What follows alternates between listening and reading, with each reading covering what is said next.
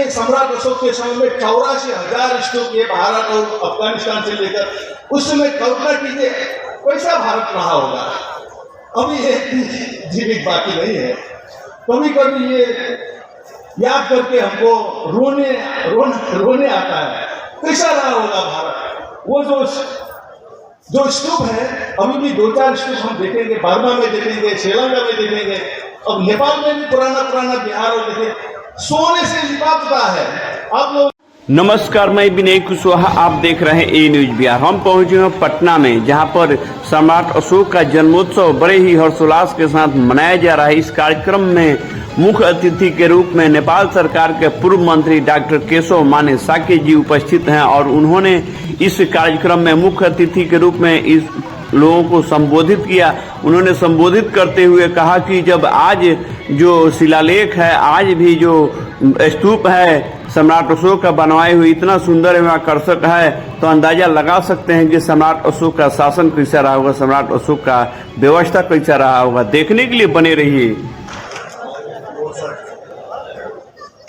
उनको बहुत बहुत दिलों से उनका हार्दिक नमन करता हूँ, क्योंकि उन्होंने जो वर्णन किया वो है या नहीं, लेकिन आप लोगों के आगे मेरा ऐसा छवि प्रस्तुत कर दिया, इसी के लिए मैं बहुत आभारी हूँ।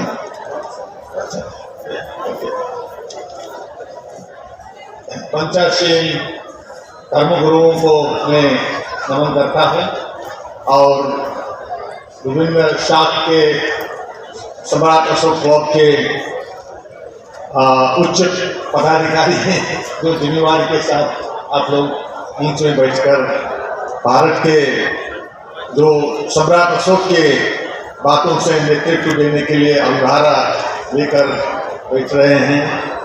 इन सबको भी मैं अपने हृदय से नमन करता हूँ और यहाँ उपस्थित सब आप लोगों से मैं बहुत विनम्र होकर आप लोगों से शीश से नमन करता हूँ। ये आज जो मैं यहाँ खड़ा हो रहा हूँ, ये पाटलिपुत्र मुझे सपना जैसा लग रहा है।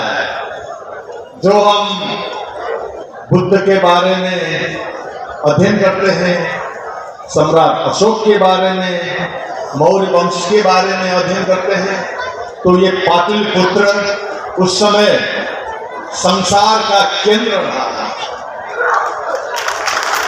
विश्व का केंद्र। और आज जो है 2200-2300 वर्ष बाद फिर मैं जैसा एक तुच्छ व्यक्ति को भी इस धरती में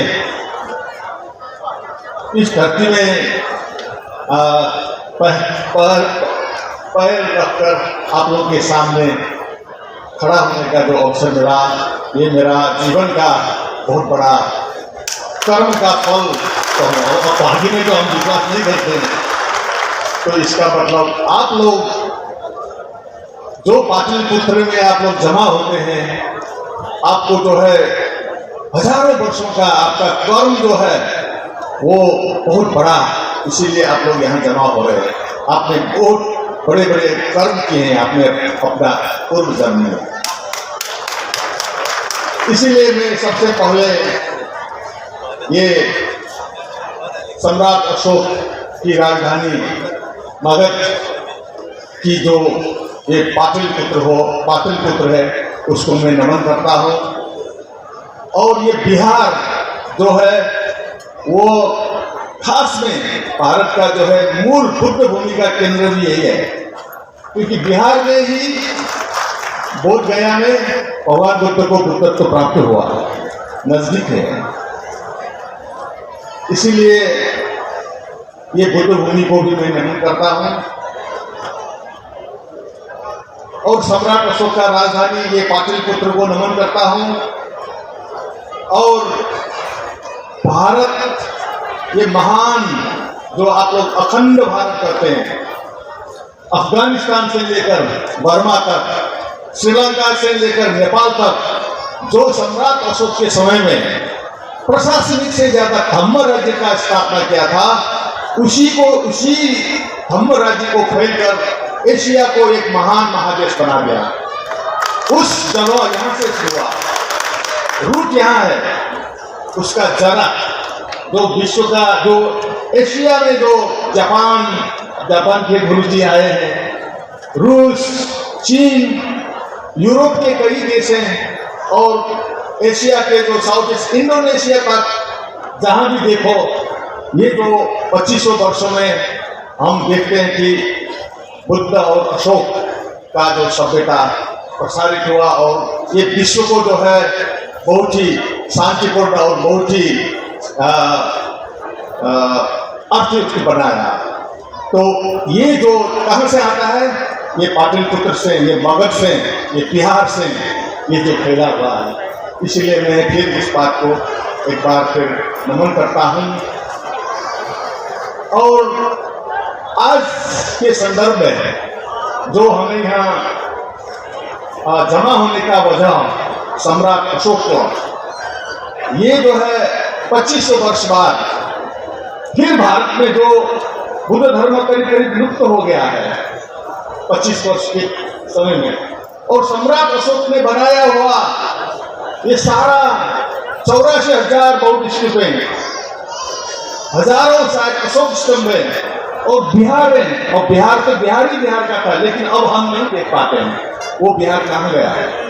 तो ये जो खोया हुआ हमारा बुद्ध और अशोक का विरासत है, उसको फिर जमीन से खोदकर निकालने का जो अभियान में शरीक सम्राट अशोक क्लब का ये गतिशील कर्मभूमि भी होने का मुझे दृष्टांत देखने पाया, तो उसको भी नमन करता हूँ। अब थोड़ा सा मैं नेपाल के और सम्राट अशोक क्लब के संबंध में थोड़ा सा मैं 2-4 वाक्य कहना चाहूँगा।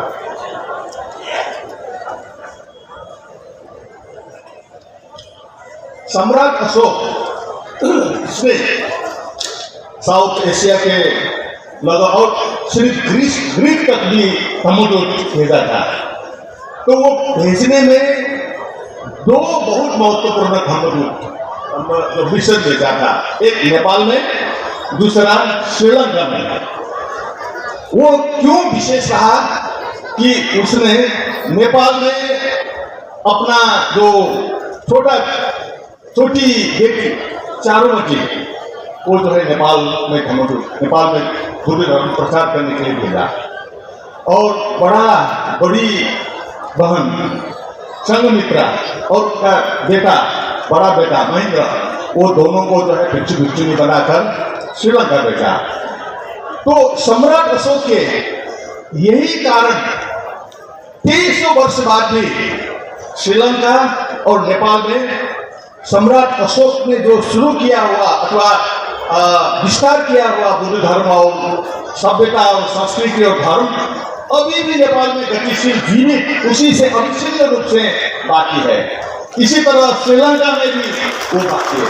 अगर सम्राट अशोक ने अपने 2 बेटियों को नेपाल और श्रीलंका में नहीं भेजी होती, तो आज शायद बुद्ध धर्म का जो संसार से भी लोप हो सकता था, क्योंकि श्रीलंका से फिर बुद्ध धर्म का पुनर्जागरण हुआ। नेपाल एक पहाड़ों से, हिमालय से घिरा था, लोगों को पता नहीं था। आप लोग तो, अब आप लोगों में भी थोड़ा सा हिंदूवादी भारत में बहुत हमने देखने को मिलते, सुनने को मिलते। वो लोग नेपाल को विश्व में एकमात्र हिंदू राष्ट्र कहता था। ये सही बात नहीं है।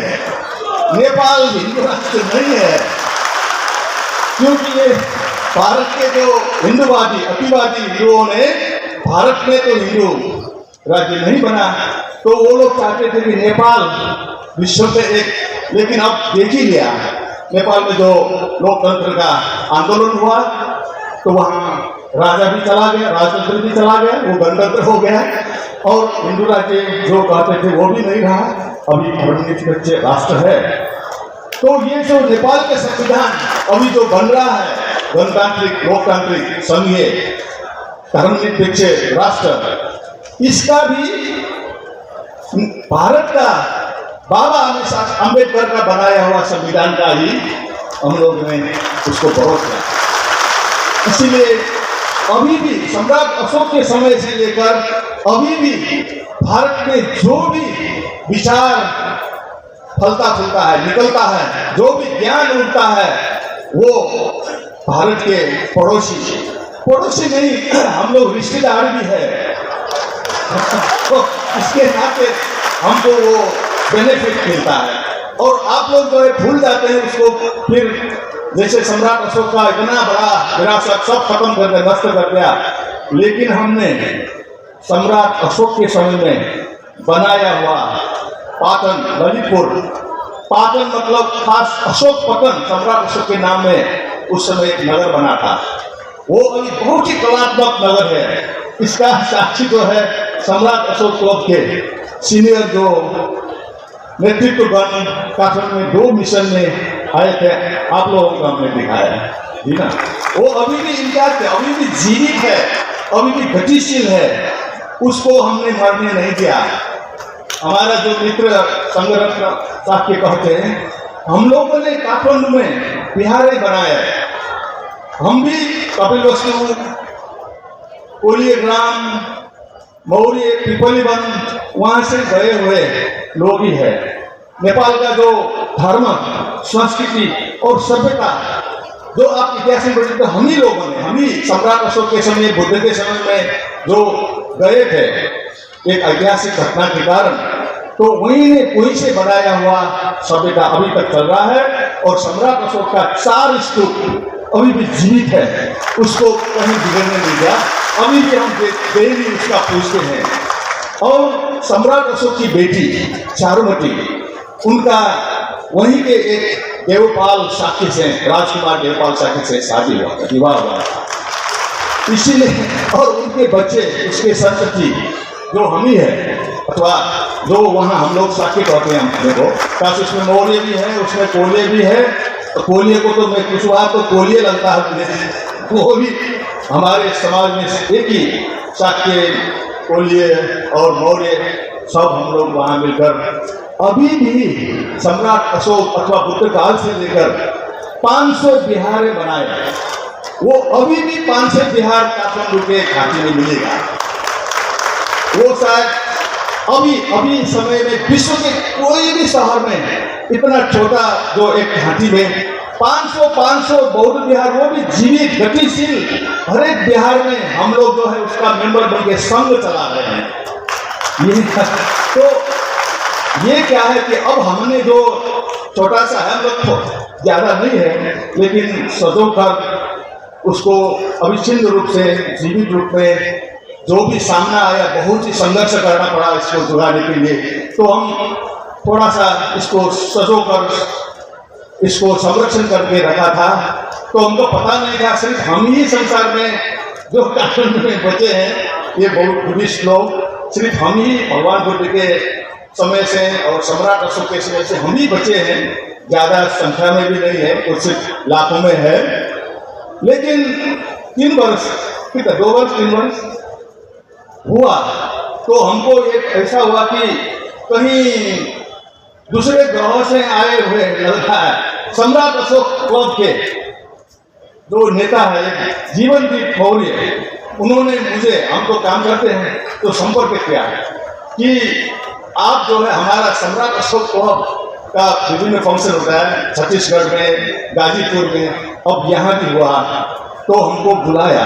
आप काठमांडू के जो बुद्धिस्ट सम्राट अशोक और बुद्ध का जो उसका जो संपदा को सजो कर रखे हुए, आपको हम निमंत्रण करना चाहते हैं। तो हम आए, तो हमने देखा कि आप लोग जैसे इतना जहाँ भी जाओ सम्राट अशोक उसका जो बुद्ध और सम्राट अशोक का जो आप लोग फिर नया ढंग से एक प्रकार के बहुत प्रफुल्लित होकर आगे ले आने का जो कोशिश कर रहा है, तो हम देखकर चकित हुए और उन लोगों को बुलाया।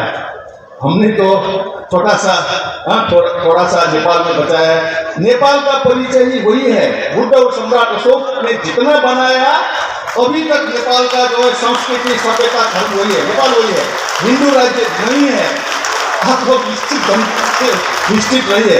इसीलिए हमको कुछ 20-25 वर्षों से संघर्ष, 25-30 वर्ष हुआ इस बात को जो है संघर्ष किया, बहुत लड़ाई किया और लड़ाई में हम सफल हो गए, हम विजेता हो गए। अब जो पुराना जो भारत का हिंदूवादी से वो सपोर्ट किया हुआ वो सब धराशायी हो गया। वहाँ वो राजशाही भी नहीं रहा और वहाँ हिंदू राज्य भी नहीं है। आपको ये स्पष्ट होना चाहिए। अब हम भी भारत का संविधान की तरह ही वो संविधान के आधार पर हम आगे जाना चाहते हैं और सम्राट अशोक क्लब की बेटी, आप लोगों का बुआ उनका संतान हम है, तो आप लोग हमारे लिए मामा भी है। तो ये संबंध अब 2-3 वर्षों से हम एक पहचान थे। अब मामा के बेटियों से और बुआ के बेटी बेटियों से ये जो है बहुत ही ऐतिहासिक, फिर जो खोया हुआ सभ्यता, खोया हुआ हमारा महान संस्कृति, हमारा धार्मिक धरोहर, उसको फिर जमीन से निकालकर साफ सुथर करके, अब कल्पना कीजिए सम्राट अशोक के समय में 84,000 स्तूप ये भारत और अफगानिस्तान से लेकर, उस समय कल्पना कीजिए कैसा भारत रहा होगा। अभी एक जीवित बाकी नहीं है। कभी कभी ये याद करके हमको रोने आता है, कैसा रहा होगा भारत। वो जो स्तूप है, अभी भी 2-4 स्तूप हम देखेंगे, बर्मा में देखेंगे, श्रीलंका में देखेंगे, अब नेपाल में भी पुराना बिहार और देखें, सोने से लिपा पुता है। आप लोगों को दिखाया ललितपुर में हिरण्यवर्ण महाविहार, सोने से पुता वो लेप किया हुआ बिहार है। आप लोग चकित हो गए, है ना। तो भारत में अशोक कालीन में वो वैभवशाली, जब सब बुद्धिस्ट थे, बिहार में हजारों लाखों बिहार रहा होगा।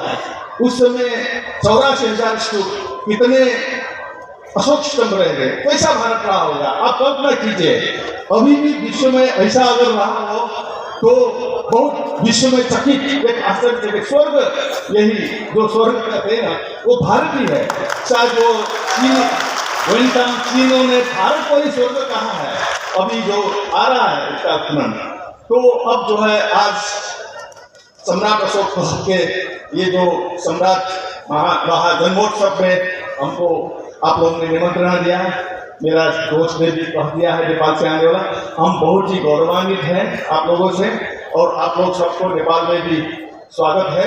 और हमारा जो है वो दिखाई दे और जो भी वो नेपाल का हमारा भाग अथवा हमारा सम्राट अशोक क्लब के अभियान में हमारा जिम्मेवार अथवा हमारा अंश जो है, हमने सम्राट अशोक के समय से ही, भगवान बुद्ध के समय से ही जो हमने बहुत ही संघर्ष करके संरक्षित करके बचाया हुआ धर्म, संस्कृति और सभ्यता आप लोगों को दिखाने, और आप लोग कहें अरे अभी भी वहाँ बचा है, तो यही आवाज़ सुनने के बाद हम धन्य महसूस करेंगे। बहुत अच्छा।